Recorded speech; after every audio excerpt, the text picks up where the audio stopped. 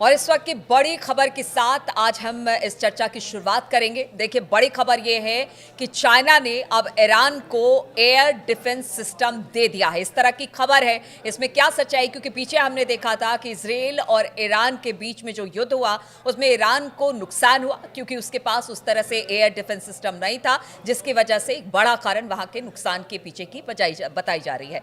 अब चाइना ने इसे दिया है तो किस तरह से अब फायदा पहुंचेगा ईरान को, इसे लेकर बातचीत करने के लिए मयंक मेरे साथ है। मयंक, क्योंकि हमने पीछे देखा था कि ईरान में बार बार ये कहा जा रहा था कि अगर बेहतर एयर डिफेंस सिस्टम होता तो शायद इतना नुकसान नहीं होता ईरान में, जिस तरह से पीछे 12 दिन के युद्ध में हुआ इजराइल के साथ। तो अब ये कितनी बड़ी खबर? देखिए, ये बहुत बड़ी खबर है। हम इसको कल 1-2 दिन से हम देख रहे थे इस खबर को, और हम इसका एनालिसिस कर रहे थे कि क्या इसमें वाकई कोई ठोस बात है या नहीं है। अब देखिए, कई सारे आउटलेट्स ने ऐसा दावा किया है कि चाइना की तरफ से surface to air missile defence system Iran को दे दिया गया है, ऐसे दावे हो रहे हैं। देखिए, आपको बड़ी सारी खबरें ऐसी मिलेंगी कि ये कहा जा रहा है कि चीन दे सकता है एयर डिफेंस मिसाइल सिस्टम, लेकिन अब कुछ आउटलेट्स ऐसा दावा कर रहे हैं, कुछ न्यूज़ एजेंसीज ऐसा दावा कर रही हैं कि चाइना की तरफ से surface to air missile defence system Iran को दे दिया गया है। अब ये कितनी यूनिट्स दी गई हैं, ये अभी ये कुछ दिनों बाद शायद बात सामने आए, लेकिन अभी जो खबरें आ रही हैं उसके मुताबिक देखिए, ये HQ-9 कहलाता है चाइना का जो डिफेंस सिस्टम है। सरल भाषा में अगर हम अपने दर्शकों को समझाना चाहें, ये एयर डिफेंस सिस्टम वो चीज़ है कि जिसमें अगर दुश्मन का कोई फाइटर जेट आता है या कोई मिसाइल आती है तो उसको ये एयर डिफेंस सिस्टम नीचे से एक मिसाइल फायर करके हवा में तबाह कर देता है, वैसे ही जैसे कि आयरन डोम है इजराइल के पास। लेकिन ये जो चाइना का वर्जन है HQ-9, इसकी अगर आपको सही कंपेयर करना है तो ये कंपेयर होगा रशिया का S-300 से। S-300 वो सिस्टम है जो कि रूस ने बनाया है, और ईरान को 2016 में S-300 एयर डिफेंस सिस्टम रूस की तरफ से दिया गया था। लेकिन कई बार कई ऐसे दावे हुए कि कई सारे S-300 सिस्टम्स जो हैं वो इजराइल की स्ट्राइक में तबाह हुए।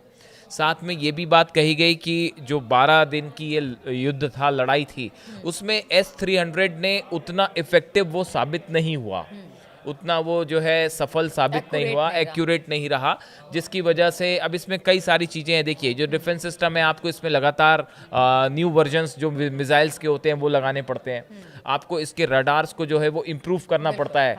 तो अब ये GPS इम्प्रूव करना पड़ता है। तो ये कितना रूस से मदद हुई ईरान की इस डिफेंस सिस्टम को अपग्रेड करने के लिए, ये बात सामने नहीं है। लेकिन कुल मिला के देखिए, एक मोटे मोटे तौर पे ये बात है कि ईरान जो है वो रशिया के साथ खासकर एयर डिफेंस सिस्टम को लेके और Su-35 प्लेन की जेट्स की डील को लेकर ये उतना खुश नहीं है ईरान, जितना ऐसा बताया जा रहा है कि ईरान ये चाह रहा था कि इस जंग के दौरान या इसके पहले ही काफ़ी समय से ईरान की तरफ से ये डिमांड आ रही है रूस से कि सुखोई 35 फॉकनर जो जेट्स हैं ये मिलने की बात हो रही थी। पहले इजिप्ट ने ऑर्डर किए थे रशिया से, वो डील कैंसिल हुई।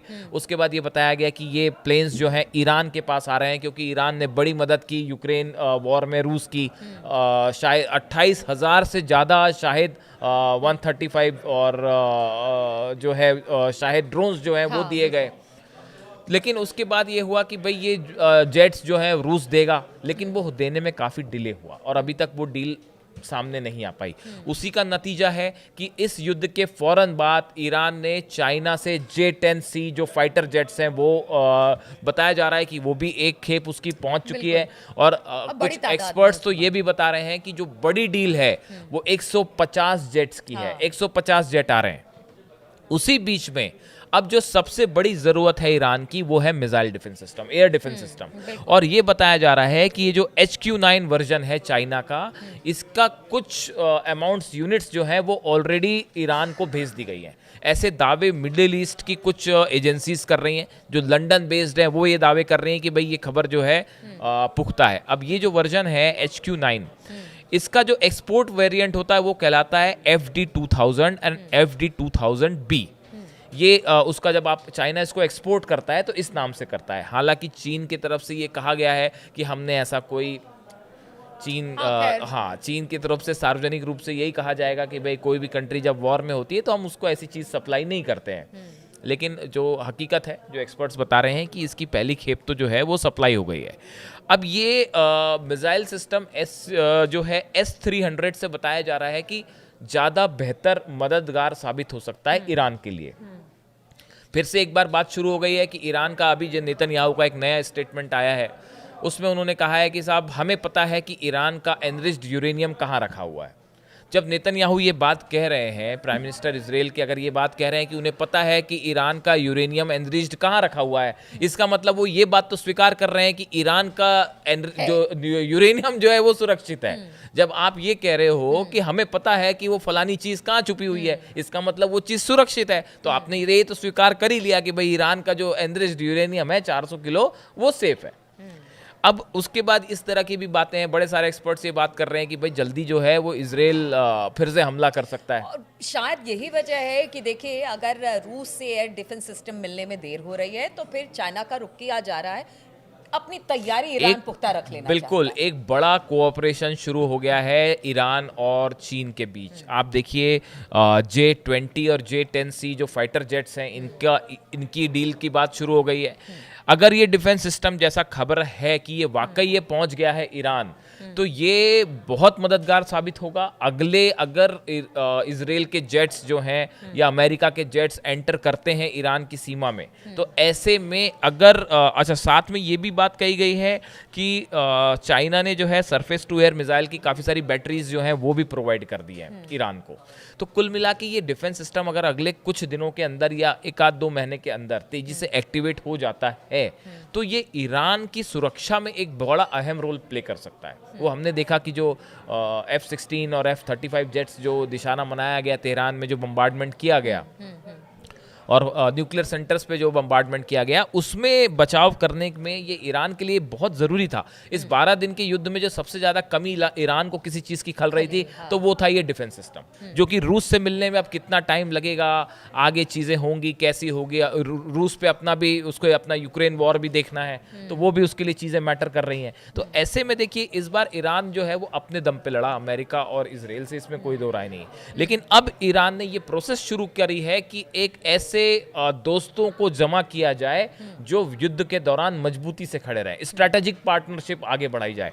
और उसमें ये जो एयर डिफेंस सिस्टम नया है HQ-9 और जिसे FD-2000 भी कहा जा रहा है, ये ईरान की सुरक्षा के लिए एक बड़ा मददगार साबित हो सकता है। और ये भी बताया गया है कि बदले में ईरान ने जो है ऑयल दिया है चाइना को, जो पेमेंट है, हाँ मतलब एक्सचेंज का जो ऑफर है कि भाई आप हमें फाइटर जेट्स दीजिए, आप हमें डिफेंस सिस्टम दीजिए, बदले में हमारा ऑयल दीजिए। एक तो सैंक्शन लगे हुए हैं अमेरिका के, तो चाइना सबसे बड़ा वो कंट्री है जो कि कई रूट से जो है वो सीक्रेटली जो है ईरान का ऑयल जो है वो चाइना जाता है, फिर वहाँ से डिस्ट्रीब्यूट हो रहा है, ऐसा बताया जाता है।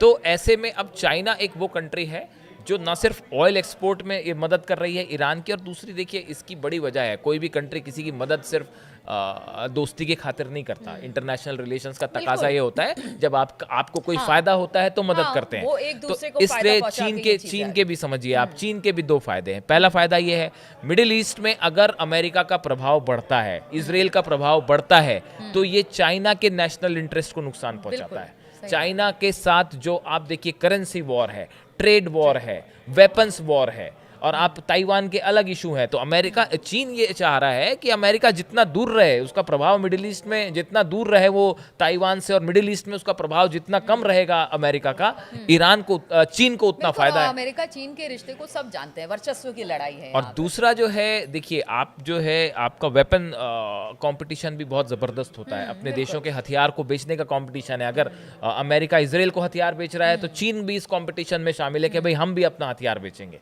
हम भी अपने फाइटर जेट्स दे रहे हैं, हम भी अपना डिफेंस सिस्टम दे रहे हैं। तो एक वेपन इंडस्ट्री भी तेजी से बढ़ती है। तो चीन का ऐसा नहीं है कि चीन को कोई फायदा नहीं है ईरान की मदद करके। ईरान का ऑयल जो है, आपको देखिए ऑयल एक बड़ा मेजर फैक्टर होने वाला है आने वाले समय में, कि ऑयल का मिडिल ईस्ट के ऑयल और ईरान के ऑयल का क्या होगा, क्या सैंक्शंस जारी रहेंगे, या कई चाइनीज कंपनी पे भी अमेरिका ने बैन लगाया है, ट्रंप ने। तो ऐसे में अब आगे अभी अलाउ भी कर दिया बीच में, तो अब वो क्या होगा।